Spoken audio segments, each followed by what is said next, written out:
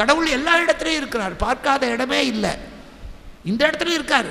உட்காந்து எங்கேயாவது உட்காந்து கேட்டுக்கிட்டு தான் இருப்பார். அவரும் ஒழுங்காக சொல்கிறியா, உனக்கு நாக்கு கொடுத்தது பிரயோஜனமா, உனக்கு காது கொடுத்தது பிரயோஜனமா? கடவுள் இல்லாத இடமே இல்லை. அப்போது அந்த கடவுளுக்கு வடிவத்தை கொடுத்தது நம்முடைய ஆசை. பார்க்கறத வச்சு தானே சொல்ல முடியும். ஒரு குழந்தைய அப்பா படம் போடுன்னா அது 2 முட்டையை போட்டு 2 குச்சியை போட்டு இதான் எங்கள் அப்பாங்கும், அதான் அவன் அப்பாவா? அதுக்கு தெரிஞ்சது அவ்வளோதான்.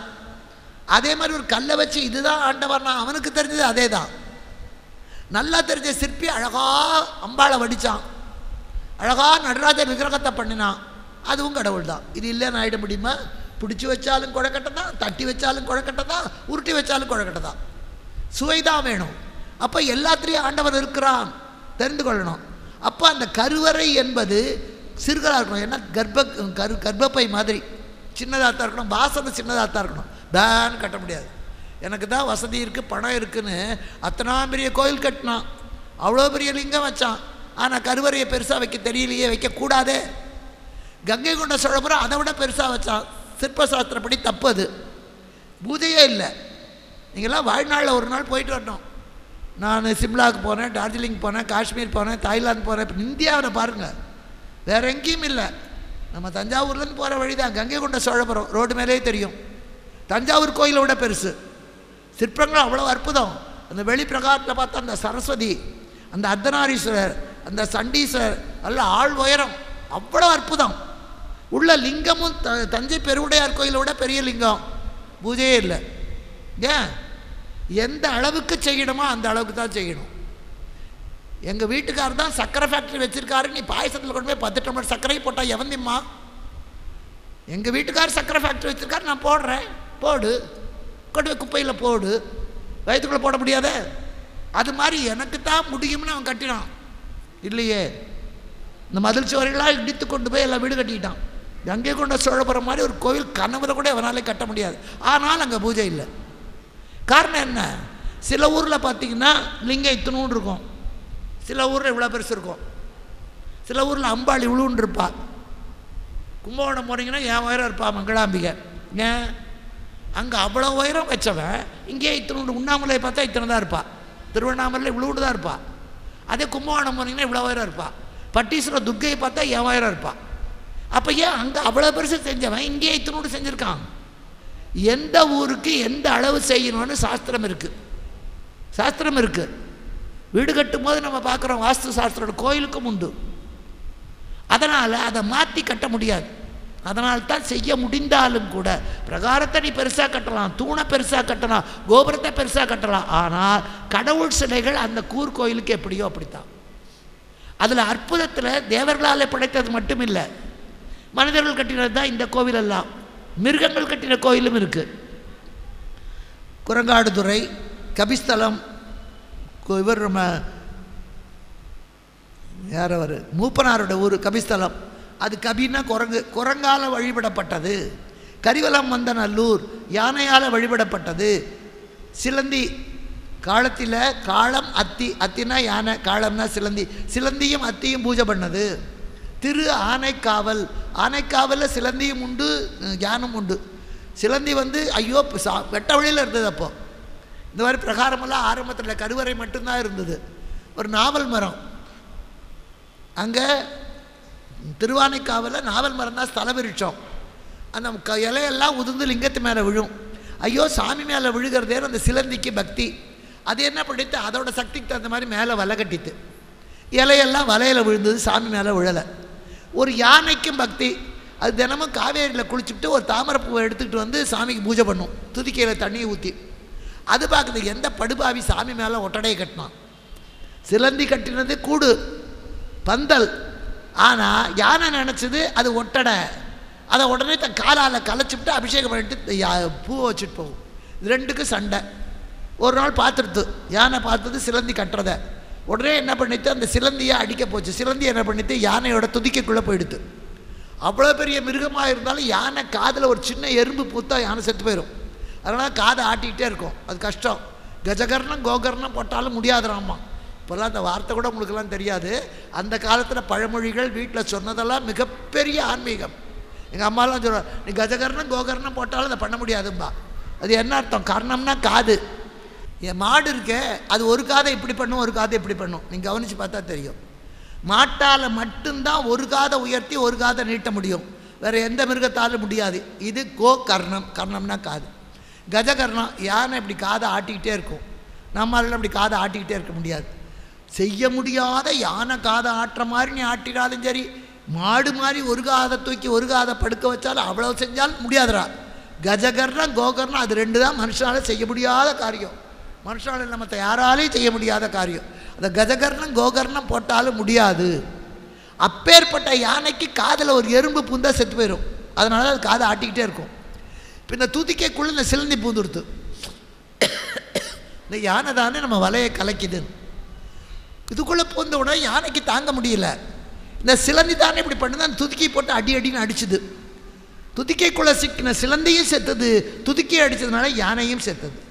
ஆனால் இறைவன் பார்த்தா ரெண்டு பேருக்கு அது எதுக்காக செத்தது?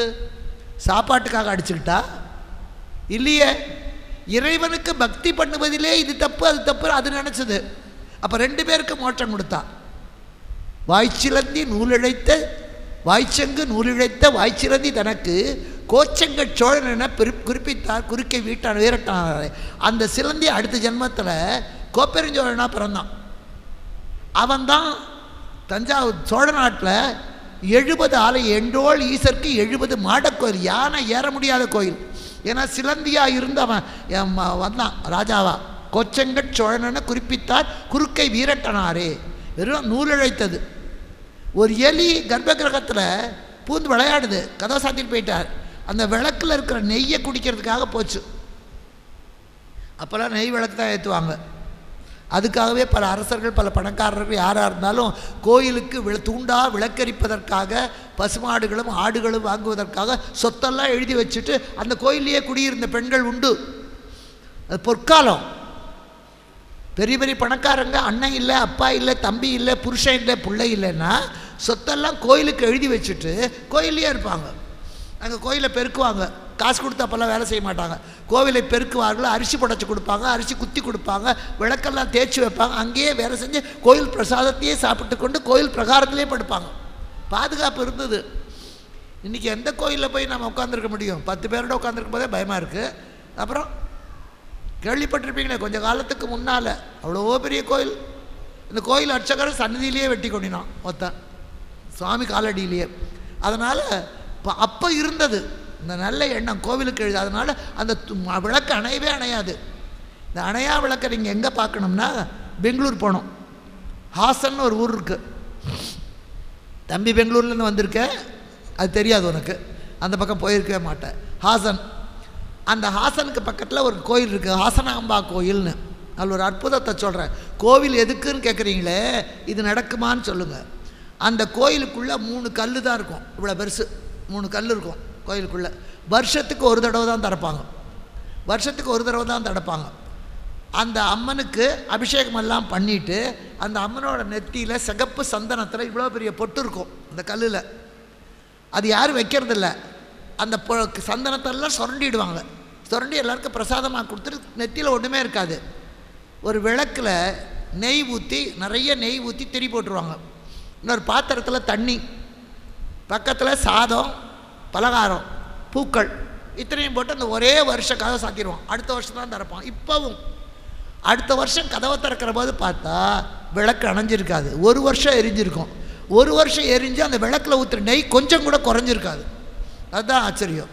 அதுக்கு அடுத்தது அந்த நெத்தியிலேருந்து சுரண்டிட்டான் இல்லையா, அடுத்த வருஷம் கதவை திறக்கும்போது மறுபடியும் அந்த சிகப்பு சந்தன பொட்டு அந்த 3 சாமி நெத்திலையும் இருக்கும். யாரும் வைக்கிறதில்ல.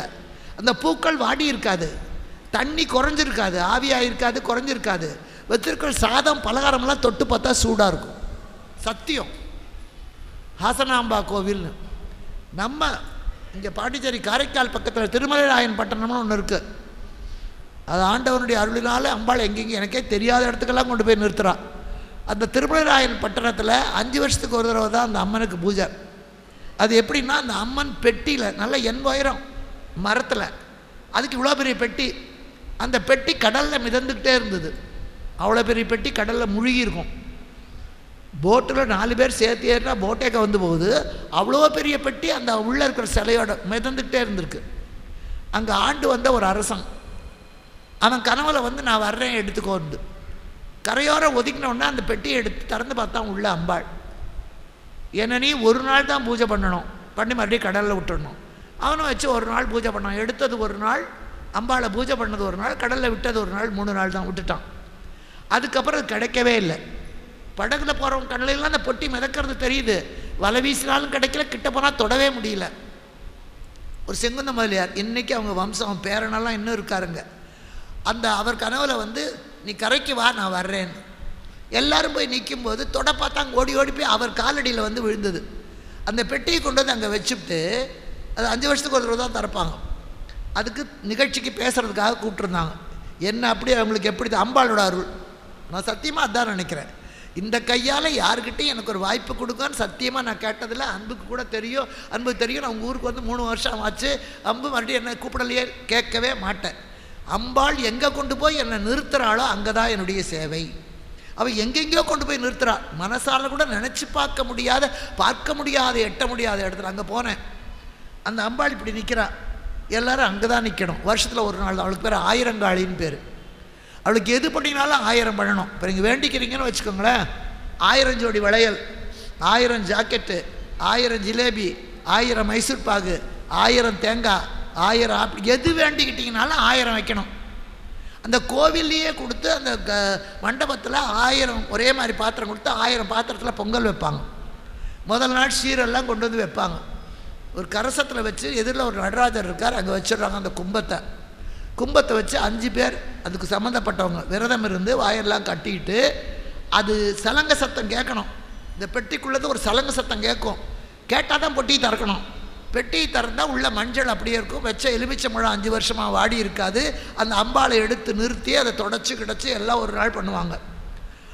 அடுத்த நாள் தான் எல்லோரும் பார்க்கலாம், ஒரு நாள் தான் பார்க்க முடியும். பார்த்து முடித்தோடனே மறுபடியும் பெட்டிக்குள்ளே வச்சு மூடிடுவாங்க. ஆற்றுல விட மாட்டாங்க, அங்கேயே இருக்கும். பெட்டிக்கு தான் பூஜை. ஒருத்தர் கேட்டால், ஐயோ நான் பூ கொண்டு வந்திருக்கேனே, நான் வரத்துக்குள்ளே நீ பெட்டிக்குள்ளே போயிட்டே உனக்கு பூஜை பண்ண முடியலையே. அங்கேயும் அதே மாதிரி அந்த 1000 காளி அற்புதம்னா அற்புதம், அப்படி ஒரு அழகு. போய் பார்க்கணும். அதே மாதிரி நம்ம இவரை தான் எழுதி கொடுத்துருக்கார்.